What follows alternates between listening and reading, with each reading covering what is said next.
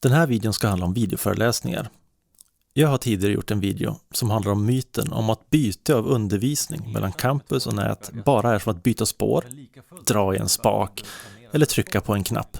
Att göra en video är däremot något helt annat. Åtminstone om man verkligen ska göra en video som tar hänsyn till mediets för- och nackdelar. Videomediets stora fördelar det är att det är multimedialt och beständigt. Det vill säga, jag kan använda både ljud och bild för att illustrera mina poänger. Planerar jag ordentligt kan ljud och bild till och med stärka varandras poänger. Och när jag väl har gjort videon så kan den återanvändas. Studenter kan titta och lyssna på den så många gånger de vill och jag kan återanvända den i undervisning flera gånger. Det betyder att den initiala mödan återbetalas. Men nackdelen är att vi får sällan betalt, eller snarare tillräckligt med tid för den initiala mödan. Vilket ni snart också kommer märka är poängen med den här videon. Det andra problemet är att materialet är beständigt. Det innebär att vi måste vara mycket mer noggranna när videon görs. Under vanliga föreläsningar är felsägningar eller stavfel ganska flyktiga. I en video blir både felstavningar och felsägningar beständiga. Om vi använder en bra programvara kan vi snabbt korrigera problemet. Men en felsägning av oss som föreläsare kan vara betydligt svårare att korrigera. Vad händer om felsägningen är ett helt resonemang där vi återupprepar en felaktig siffra flera gånger? Hela sekvenser kan behöva spelas in på nytt. I värsta fall hela föreläsningen. Det tredje problemet är att eftersom videoföreläsningar är beständiga och de behöver användas flera år för att bli kostnadseffektiva så måste föreläsningar vara allmängiltiga.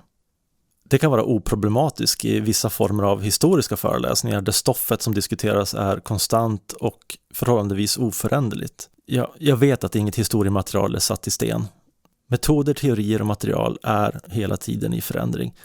Men det är ändå långsamt i jämförelse med till exempel föreläsningar där du förväntas ha aktuella exempel från medier och kultur. En sån stor sak som skandaler kan till exempel vara väldigt kontextuella och faller ibland i glömska på några månader. Och jag har varit med om hur hela medieplattformar kan födas, hypas och dö inom loppet av några år. Problem 4. Jag orkar inte ens ta upp problemen med upphovsrätt för ljud, bild och video. Det skulle ta ytterligare 8 timmar att gå in på den delen. Jag har redan skrivit manus i över en timme och måste börja avrunda för att hinna klart allt. Vad var jag någonstans? Jo, videoformat har sina för- och nackdelar. Och jag sa att vi som lärare sällan får betalt, eller snarare tillräckligt med tid, för den initiala mödan. Faktum är att det är värre än så. På universitet får de som kan redigera ljud och bild mindre resurser och mindre tid än de som inte kan redigera ljud och bild. Men vänta, nu kanske du som tittar på det här jobbar som någon form av animatör och tänker, den här videon suger ju. Det är inga snygga och illustrativa animationer, det saknas bilder, det saknas musik och framförallt uppläsaren saknar någon sorts karisma och berättarröst. Hej. Det här är inte särskilt imponerande alls. Och till mitt försvar kan jag bara säga, för det första, jag är varken animatör eller röstskådespelare. Jag är universitetslektor och förväntas kunna syntetisera, utveckla, förmedla och framförallt examinera det ämne jag tillhör. För det andra, jag ska hinna göra allt det här på 8 timmar så keynoten måste bli extremt sparsmakad för att jag ska hinna med. Och för det tredje, den enda anledningen till att jag kan göra den här videon på 8 timmar är eftersom jag känner till hur jag kan arbeta i programvarorna. Därför redan från början kunde skriva ett manus utan att hamna i fallgropar som till exempel att hänvisa till en video eller bild som jag inte får använda. Att jag vet vad som kan illustreras i text och vad som bäst illustreras i video så att jag vet exakt när jag ska plocka fram kameran. Skriva manus som är alldeles för långt eller kort. Eller undviker använda alldeles för långa och krångliga meningar så att det blir svårt för lyssnaren eller tittaren att hänga med i vad som sägs eller att texten som ska synas i videon inte riktigt ryms utan fortsätter utanför bild så att hela bara blir ett enda stort gytter. Jag vet också hur jag ska planera min keynote så att jag bygger slides och övergångar i rätt ordning. Och jag vet också att om jag inte skriver ett manus och följer det ganska noga så kommer också textningen av den här videon ta flera timmar i anspråk. Och nej, jag ska inte ens lyfta på locket kring hur urbota dumt det är att universitetslektorer ska lägga tid på att texta videos. Vi är bara där vi är. Kort sagt, anledningen till att jag kan klara av att göra den här videon på 8 timmar från scratch, utan ett enda ord förplanerat. Det handlar om att jag besitter en viss kompetens att göra den här typen av videos. Klart, tydligt och effektivt. Den här kompetensen är nästan inte värd någonting på universitetet. Den efterfrågas inte. Istället så ser vi videos med personer inklippta framför eller bredvid sin presentation med alldeles för mycket eller liten text. Och det är väl okej, men det är inte optimalt utnyttjande av videoformatet.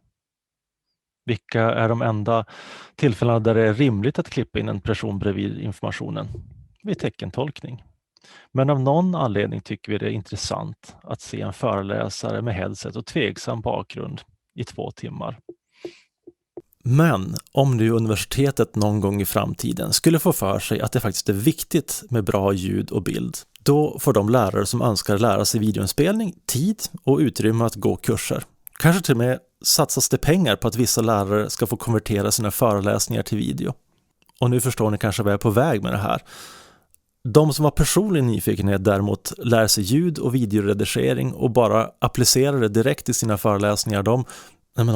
Tiden. Nu har jag skrivit manus i 90 minuter och måste avrunda. Föreställ er hur lång tid det skulle ta att skriva ett manus för en normal 2 timmars föreläsning. Resten av mina 8 timmar kommer nu gå till göra en keynote för textrutorna, spela in ljud och några videosekvenser. Och då tänker ni ju att bara läsa in den här texten borde ju gå snabbt. Det är fel. Texten ska nämligen läsas in på ett sätt som gör att det känns organiskt. Som att orden kommer från hjärtat, som att jag verkligen menar dem och inte bara läser dem innantill. Vilket jag gör. Det finns naturligtvis journalister och skådespelare som är oerhört duktiga på att läsa spikar och manus. Men jag är varken journalist eller skådespelare. Jag är universitetslektor och förväntas kunna syntetisera, utveckla, förmedla och framförallt examinera ämnen jag tillhör. Om jag inte förmedlar texten organiskt så uppstår någonting som jag i tidigare video kallade för kusliga dalen. Vill du veta mer om det resonemanget så kolla in den här videon. Och som en fotnot, notera att jag klippte in något från en tidigare video här. Nu gick det förhållandevis snabbt eftersom det är min video och jag använder samma programvara. Men tänk om det inte ens var min video. Hur konverterar jag till ett bra format? Och ännu viktigare, får jag ens använda videon? Hur många timmar behövs det för att kontakta ägaren och få tillåtelse? Tillåtelse att visa det gratis såklart. Eftersom jag inte får några resurser att köpa video, bild eller musik för. Så, tillbaka till listan vad jag behöver göra för någonting nu. Först var det alltså göra keynote för textrutorna, sen var det spela in ljud och några videosekvenser. Sen måste jag klippa ljudet för att ta bort alla omtagningar. Jag måste exportera min keynote till en video och lägga ihop ljud och bild så att de hänger ihop och är synkade. Och sen måste jag skapa textning också. Och jag är inte ens säker på att jag hinner lägga in text. Men min kunskap om arbetsprocessen gör därför att jag lägger in den här informationen sist i manuset.